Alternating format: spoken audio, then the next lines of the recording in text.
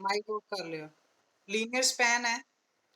ਹੁਣ linear combination ਹੈ। Linear combination ਹੈ, ਕਹਿੰਦੇ ਕੋਈ ਵੀ ਵੈਕਟਰ ਸਪੇਸ ਹੈ ਆਪਣੇ ਕੋਲ ਉਹਦਾ ਫੀਲਡ ਐਫ ਹੈ।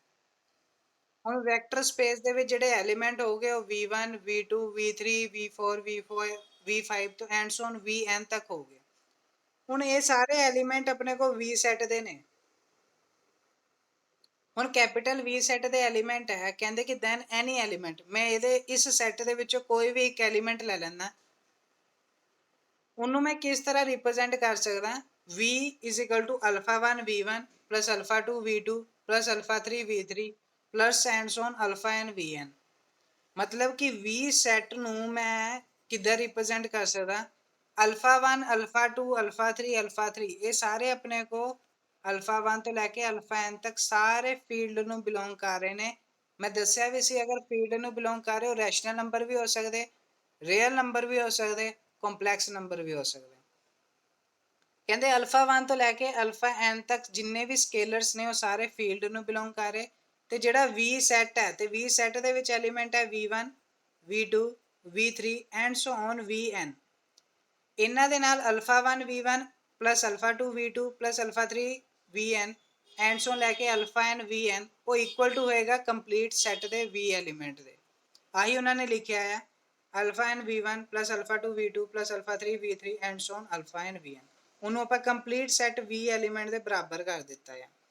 ਕਹਿੰਦੇ ਕਿ ਐਡੀਸ਼ਨ ਦੇ ਵਿੱਚ ਇਸ ਕਰਕੇ ਮੈਂ ਸਮੀਸ਼ਨ ਲਿਖ ਸਕਦਾ, ਸਮੀਸ਼ਨ ਆਫ 1 ਤੋਂ ਲੈ ਕੇ n ਤੱਕ ਜਾ ਰਹੀ ਹੈ alpha i vi। Alpha i ਸਾਰੀਆਂ ਆਪਣੇ ਕੋਲ ਫੀਲਡ ਨਾਲ ਬਿਲੋਂਗ ਕਰ ਰਹੀਆਂ ਜਿਹੜੀ ਮੈਂ ਆ ਚੀਜ਼ ਦੱਸੀ ਹੈ, ਤੇ ਜਿਹੜੀ i ਹੈ ਉਹ 1 ਤੋਂ ਲੈ ਕੇ n ਦੇ ਵਿੱਚ ਜਾ ਰਹੀ ਹੈ। ਇਸ ਰਿਪਰੈਜ਼ੈਂਟੇਸ਼ਨ ਨੂੰ ਆਪਾਂ ਕਹਿੰਦੇ that is a linear combination of the vector. This is a linear combination of the vector over the field of f।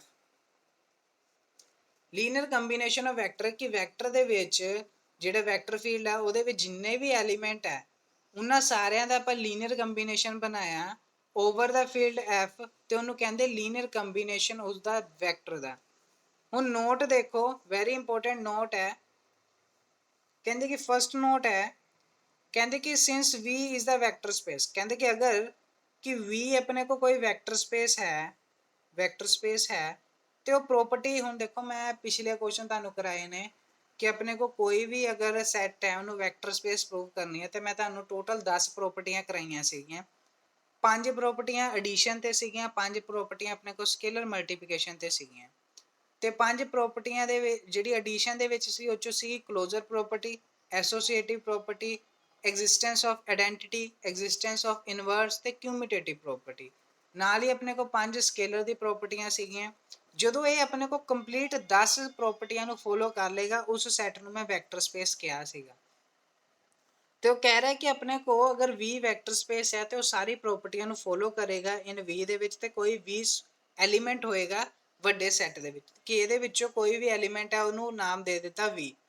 ਤੇ v1 v2 v2 v3 ਤੋਂ ਲੈ ਕੇ vn ਤੱਕ they are the different linear combination ਹੈ, ਆਪਾਂ ਲੈ ਸਕਦੇ ਹਾਂ ਜਿੱਦਾਂ ਉਹਦੇ ਨਾਲ ਡਿਫਰੈਂਟ α1 α2 αn ਪੁੱਟ ਕਰਾਂਗੇ। ਕਹਿੰਦੇ ਜੇ ਆਪਾਂ ਇੱਥੇ α1 α2 α3 ਦੀ ਵੈਲਿਊ ਬਦਲ ਵੀ ਦਿੰਦੇ ਆ ਤਾਂ ਵੀ ਆਪਣੇ ਕੋਲ ਨਵੀਂ ਲੀਨੀਅਰ ਕੰਬੀਨੇਸ਼ਨ ਬਣੇਗੀ। ਠੀਕ ਹੈ, ਉਸ ਤੋਂ ਬਾਅਦ ਆਪਣੇ ਕੋ ਆਂਦੀ ਹੈ linear span. Very important definition ਹੈ ਜੀ। ਜੇ ਤੁਹਾਨੂੰ ਡੈਫੀਨੇਸ਼ਨ ਕਲੀਅਰ ਹੋ ਰਹੀ ਹੈ ਇਟ ਮੀਨਸ ਕਿ ਕਨਸੈਪਟ ਕਲੀਅਰ ਹੋਏਗਾ। ਮੈਂ ਹਮੇਸ਼ਾ ਕਹਿੰਦਾ ਕਿ ਇਹ ਬੁੱਕ ਤੁਹਾਡੇ ਲਈ ਟਫ ਹੈ ਬਟ ਜੇ ਤੁਸੀਂ ਫੋਕਸ ਨਾਲ ਸਮਝਦਾਰੀ ਨਾਲ ਸਮਝੋਗੇ ਤਾਂ ਬਹੁਤ ਈਜ਼ੀ ਬੁੱਕ ਲੱਗੇਗੀ ਤੁਹਾਨੂੰ, ਪਰ ਉਹਦੇ ਲਈ ਤੁਹਾਨੂੰ ਪ੍ਰੈਕਟਿਸ ਬਹੁਤ ਕਰਨੀ ਪਏਗੀ। ਹੁਣ ਉਹਨੇ ਕਿਹਾ ਕਿ ਐਸ ਆਪਣੇ ਕੋ ਨੋਨ ਐਮਟੀ ਹੈ, ਐਸ ਆਪਣੇ ਕੋ ਨੋਨ ਐਮਟੀ ਹੈ। ਉਹਨੇ ਨੋਨ ਐਮਟੀ ਸਬਸੈਟ ਕਿਹਦਾ ਕਿਹਾ ਆ, ਨੋਨ ਐਮਟੀ ਸਬਸੈਟ ਹੈ ਵੈਕਟਰ ਫੀਲਡ ਐਫ ਦਾ। ਮੈਂ ਲੈ ਲਿਆ ਜੀ, ਐਸ ਆਪਣੇ ਕੋ ਨੋਨ ਐਮਟੀ ਸਬਸੈਟ ਹੈ vector field F, then the set of all the linear combination of finite number of element। ਹੁਣ ਉਹਨੇ ਕਿਹਾ ਕਿ ਅਗਰ S ਨੋਨ ਐਮਟੀ ਹੈ ਤੇ ਉਹਦੇ ਵਿੱਚ ਉਹਨੇ ਕਿਹਾ ਕਿ finite number of element ਹੈ। this is a finite number of element ਕਿਹਦੇ, S ਸੈਟ ਦੇ। ਮਤਲਬ ਕਿ ਆ ਮੈਂ ਮੰਨ ਲੈਂਦਾ ਕਿ ਆ S ਸੈਟ ਹੈ, S ਸੈਟ ਦੇ ਵਿੱਚ ਆਪਣੇ ਕੋਲ ਐਲੀਮੈਂਟ ਹੈਗੇ ਆ v1 v2 ਤੋਂ ਲੈ ਕੇ vn ਤੱਕ, that is ਆਪਣੇ ਕੋਲ finite number of element ਹੈ। ਤੇ ਇਹਨਾਂ ਸਾਰਿਆਂ ਦਾ ਆਪਾਂ ਲੀਨੀਅਰ ਕੰਬੀਨੇਸ਼ਨ ਬਣਾਵਾਂਗੇ। ਲੀਨੀਅਰ ਕੰਬੀਨੇਸ਼ਨ ਮਤਲਬ v α1 v1 α2 v2 α3 vn ਤੇ ਲੈ ਕੇ ਆ ਸਾਰਾ ਲੀਨੀਅਰ ਕੰਬੀਨੇਸ਼ਨ ਬਣਾ ਦੇਣਾ, ਉਹਨੂੰ ਕਹਿੰਦੇ ਲੀਨੀਅਰ ਸਪੈਨ ਆਫ S। ਜਿਹਦਾ ਲੀਨੀਅਰ ਕੰਬੀਨੇਸ਼ਨ ਬਣਾਉਣਾ ਆ ਉਹਨੂੰ ਕਹਿਣਾ linear span of F S, ਉਹਨੂੰ ਆਪਾਂ ਰਿਪਰੈਜ਼ੈਂਟ ਕਰਦੇ ਐਲ ਆਫ ਐਸ ਦੇ ਨਾਲ। Linear span of S, S ਆਪਣੇ ਕੋਲ ਸੈੱਟ ਹੈ, ਉਹਨੂੰ ਲਿਖਿਆ ਦੈਟ ਇਜ਼ ਸਮੀਸ਼ਨ ਆਫ, ਇੱਧਰ ਵੀ ਦੇਖੋ ਸਮੀਸ਼ਨ ਆਫ i 1 ਤੋਂ ਲੈ ਕੇ n ਤੱਕ ਸੀਗਾ alpha i vi ai vi, ਤੇ vi ਆਪਣੇ ਕੋਲ ਸੈੱਟ ਦੇ ਵਿੱਚੋਂ ਬਿਲੋਂਗ ਕਰ ਰਿਹਾ ਆ, ਅਲਫਾ i ਆਪਣੇ ਕੋਲ ਫੀਲਡ ਦੇ ਵਿੱਚੋਂ ਬਿਲੋਂਗ ਕਰ ਰਿਹਾ, ਤੇ i ਦੀ ਵੈਲਿਊ 1 ਤੋਂ ਲੈ ਕੇ n ਦੇ ਵਿੱਚ ਜਾ ਰਹੀ ਹੈ। This is the definition of linear span, important definition ਹੈ। ਕਹਿੰਦੇ ਕਿ ਅਗਰ ਆਪਣੇ ਕੋਲ ਐਸ ਸੈਟ, ਇੱਥੇ ਤਾਂ ਕਿਹਾ ਸੀ ਉਹਨੇ ਨੋਨ ਐਮਟੀ ਸੈਟ ਹੈ, ਤਾਂ ਆਪਣੇ ਕੋਲ ਪੂਰੀ ਲੀਨੀਅਰ ਸਪੈਨ ਆ ਗਈ। ਅਗਰ ਆਪਣੇ ਕੋਲ ਐਸ ਆਪਣੇ ਕੋਲ ਐਮਪਟੀ ਸੈੱਟ ਹੋ ਜਾਂਦਾ ਫਿਰ ਕਿੱਦਾਂ ਦੀ ਹੋਏਗੀ ਲੀਨੀਅਰ ਸਪੈਨ? ਲੀਨੀਅਰ ਸਪੈਨ ਆਪਣੇ ਕੋਲ ਐਮਪਟੀ ਹੋ ਜਾਏਗੀ ਤੇ ਉਹ 0 ਦੇ ਬਰਾਬਰ ਹੋ ਜਾਏਗੀ। ਕਹਿੰਦੇ ਕਿ ਅਗਰ ਸੈੱਟ ਆਪਣੇ ਕੋਲ ਐਮਪਟੀ ਹੈ, ਖਾਲੀ ਹੈ, ਤੇ ਉਹਦੀ ਲੀਨੀਅਰ ਸਪੈਨ ਵੀ ਆਪਣੇ ਕੋਲ 0 ਹੋਏਗੀ। ਠੀਕ ਹੈ, ਫਿਰ ਵੈਰੀ ਇੰਪੋਰਟੈਂਟ ਨੈਕਸਟ ਡੈਫੀਨੇਸ਼ਨ ਹੈ, that is a definition of generator of a vector. Generator ਦਾ ਮਤਲਬ ਹੈ ਕਿ ਕਿਸੇ ਵੀ ਵੈਕਟਰ ਸਪੇਸ ਨੂੰ ਜਨਰੇਟ ਕਰਨਾ। ਹੁਣ ਇਹਦੇ ਵਿੱਚ ਦੇਖੋ ਡੈਫੀਨੇਸ਼ਨ ਹੈ ਕਿ ਐਸ ਫਿਰ ਆਪਣੇ ਕੋਲ ਨੋਨ ਐਮਪਟੀ ਹੈ, ਐਸ ਆਪਣੇ ਕੋਲ ਫਿਰ ਨੋਨ ਐਮਪਟੀ ਸੈੱਟ ਹੈ, ਕਿਹਦਾ ਹੈ ਵੈਕਟਰ ਫੀਲਡ ਐਫ ਦਾ ਸਬਸੈਟ ਹੈ ਜੀ, ਸਬਸੈਟ ਹੈ ਵੈਕਟਰ ਫੀਲਡ ਐਫ ਦਾ। ਉਹਨੂੰ ਜਨਰੇਟਰ ਕਦੋਂ ਕਵਾਂਗੇ ਕਿ ਈਚ ਐਲੀਮੈਂਟ ਆਫ V, ਜਿਹੜਾ ਹਰ ਇੱਕ ਐਲੀਮੈਂਟ ਹੈ V ਦਾ, ਉਹਨੂੰ ਜੇ ਮੈਂ ਐਕਸਪ੍ਰੈਸ ਕਰ ਸਕਦਾ linear combination of the element of S। ਮੰਨ ਲਓ ਮੈਂ ਐਗਜ਼ਾਮਪਲ ਦੇ ਤੌਰ ਤੇ ਦਿੰਦਾ ਕਿ V ਸੈੱਟ ਦੇ ਵਿੱਚ ਆਪਣੇ ਕੋਲ ਹੈਗਾ ਆ x y ਤੇ z। ਠੀਕ ਹੈ, V ਸਬ ਵੈਕਟਰ ਸਪੇਸ ਦੇ ਵਿੱਚ ਐਲੀਮੈਂਟ ਹੈਗੇ ਆ x y ਤੇ z, ਤੇ ਨਾਲ ਹੀ ਆਪਣੇ ਕੋਲ S ਸੈੱਟ ਦੇ ਵਿੱਚ ਐਲੀਮੈਂਟ ਹੈਗੇ ਨੇ x1 x2 ਤੋਂ ਲੈ ਕੇ xn ਤੱਕ। ਹੁਣ ਜੇ ਮੈਂ ਹਰ ਇੱਕ ਐਲੀਮੈਂਟ ਵੈਕਟਰ ਸਪੇਸ ਦਾ ਲਵਾਂਗਾ x ਕੈਪੀਟਲ X, ਜੇ ਮੈਂ ਉਹਨੂੰ ਰਿਪਰੈਜ਼ੈਂਟ ਕਰ ਦਵਾਂ linear span of S set ਦੇ ਦਵਾਂ, ਮਤਲਬ ਕਿ alpha 1 x1 plus alpha 2 x2 and so on alpha n xn, ਜੇ ਮੈਂ ਇਸ ਤਰ੍ਹਾਂ ਰਿਪਰੈਜ਼ੈਂਟ ਕਰ ਦਿੱਤਾ, ਇਸ ਤਰ੍ਹਾਂ ਰਿਪਰੈਜ਼ੈਂਟ ਕਰਤਾ, ਜਿਹੜਾ ਕੈਪੀਟਲ X ਹੈ ਉਹ V ਦਾ ਐਲੀਮੈਂਟ ਹੈ, ਉਹਨੂੰ ਰਿਪਰੈਜ਼ੈਂਟ ਕਰਤਾ linear span of element of S set, ਤੇ ਮੈਂ ਉਸ ਨੂੰ ਕਹੂੰਗਾ ਕਿ this is a generator of vector space. ਦੇਖੋ ਆ V ਵਾਲਾ ਐਲੀਮੈਂਟ ਕਿਹਦਾ ਆ ਵੈਕਟਰ ਸਪੇਸ ਦਾ, ਇਹ ਸਮੋਲ v1 v2 v3 ਇਹ ਕਿਹਦੇ ਐਲੀਮੈਂਟ ਹੈ, ਇਹ S ਦੇ ਨੇ। ਇਹ ਲੀਨੀਅਰ ਕੰਬੀਨੇਸ਼ਨ ਦੇ ਵਿੱਚ ਐਗਜ਼ਿਸਟ ਕਰਕੇ it means they are the generator of the vector space. ਹੁਣ ਐਗਜ਼ਾਮਪਲ ਦੇ ਤੌਰ ਤੇ ਦੇਖੋ, ਮੈਂ ਆਹ ਵਾਲੀ ਐਗਜ਼ਾਮਪਲ ਲਈ ਹੈ, ਉਹਨਾਂ ਨੇ ਵੀ ਐਗਜ਼ਾਮਪਲ ਲਈ ਹੈ, ਉਹਨਾਂ ਨੇ 2 ਡਾਇਮੈਂਸ਼ਨ ਐਗਜ਼ਾਮਪਲ ਲਈ ਹੈ।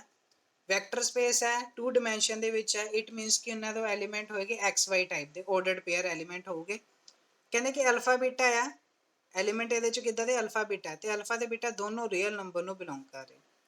ਹੁਣ ਰੀਅਲ ਨੰਬਰ ਕਿੱਦਾਂ ਦੇ ਹੋ ਸਕਦੇ 0 1 2 3 4 5। ਹੁਣ ਮੈਂ ਐਗਜ਼ਾਮਪਲ ਲੈ ਲਈ ਕਿ S ਸੈੱਟ ਹੈ, ਉਹਦੇ ਵਿੱਚ ਐਲੀਮੈਂਟ ਹੈਗੇ 1 0 ਤੇ 0 1। ਹੁਣ 1 0 ਹੈ ਤੇ ਮੈਂ ਉਹਨੂੰ ਲਿਖ ਸਕਦਾ ਆਇਡੈਂਟੀਟੀ ਆਫ 1 E1 ਦੇ ਨਾਲ ਵੀ ਰਿਪਰੈਜ਼ੈਂਟ ਕਰ ਸਕਦਾ। ਇਹ ਯਾਦ ਰੱਖਣਾ ਹੈ ਕਿ ਆਪਣੇ ਕੁਝ ਟਰਮਸ ਨੇ E1 ਹੈ ਤੇ ਉਹਦਾ ਮਤਲਬ ਹੈ ਕਿ 1 0, E2 ਹੈ ਇਹਦਾ ਮਤਲਬ ਕਿ 0 1। This is the identity element of R, ਜਾਂ ਆਪਾਂ ਕੀ ਕਹਾਂਗੇ V2R। they are the identity element of 2 dimension vector space। ठीक है, मैं ले लिया कि E1 ਤੇ E2 ਆਪਣੇ ਕੋ ਬਿਲੋਂਗ ਕਰਕੇ S ਐਲੀਮੈਂਟ ਤੋਂ। ਫਿਰ ਉਹਨੇ ਕਿਹਾ ਸੀਗਾ ਕਿ ਇੱਕ ਐਲੀਮੈਂਟ ਲੈਣਾ ਆ, ਕਿਹਦੇ ਵਿੱਚ ਲੈਣਾ ਆ ਈਚ ਐਲੀਮੈਂਟ ਆਫ V, ਮਤਲਬ ਮੈਂ ਵੈਕਟਰ ਸਪੇਸ ਦੇ ਵਿੱਚੋਂ ਐਲੀਮੈਂਟ ਲੈ ਲਿਆ ਸਮੋਲ v। ਹੁਣ ਸਮੋਲ v ਐਲੀਮੈਂਟ ਆਪਾਂ ਵੈਕਟਰ ਸਪੇਸ ਦੇ ਵਿੱਚ ਲੈ ਲਿਆ, ਉਹਦੇ ਵਿੱਚ ਕਿੱਦਾਂ ਦੇ ਐਲੀਮੈਂਟ ਹੈ ਅਲਫਾ ਬੀਟਾ। ਹੁਣ ਉਹ ਅਲਫਾ ਬੀਟਾ ਰਿਪਰੈਜ਼ੈਂਟ ਕਰਨਾ ਆ ਅਲਫਾ ਇਨਟੂ ਇੱਕ element of E1 plus beta into ਇੱਕ ਐਲੀਮੈਂਟ ਆਫ E2।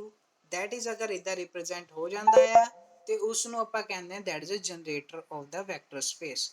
ਠੀਕ ਹੈ ਜੀ, ਉਸ ਜਦੋਂ ਵੀ ਵੈਕਟਰ ਸਪੇਸ ਦਾ ਹਰ ਇੱਕ ਐਲੀਮੈਂਟ ਨੂੰ ਆਪਾਂ ਐਕਸਪ੍ਰੈਸ ਕਰ ਦਾਂਗੇ ਲੀਨੀਅਰ ਸਪੈਨ ਆਫ ਦਾ ਦੂਸਰਾ ਸੈੱਟ ਜਿਹੜਾ S ਹੈ, ਤਾਂ ਆਪਾਂ ਉਹਨੂੰ ਕਹਿ ਸਕਦੇ ਕਿ S ਜਿਹੜਾ ਆ ਉਹ ਜਨਰੇਟ ਕਰ ਰਿਹਾ ਆ ਵੈਕਟਰ ਸਪੇਸ V2 ਨੂੰ। ਇਹੀ ਚੀਜ਼ ਉਹਨੇ ਅੱਗੇ ਵੀ ਲਿਖੀ ਆ ਕਿ S ਹੈ ਜਿਹੜਾ ਉਹ ਜਨਰੇਟ ਕਰ ਰਿਹਾ ਵੈਕਟਰ ਸਪੇਸ V2 ਨੂੰ। ਠੀਕ ਹੈ ਜੀ, ਕਲੀਅਰ ਹੈ ਬੇਟਾ।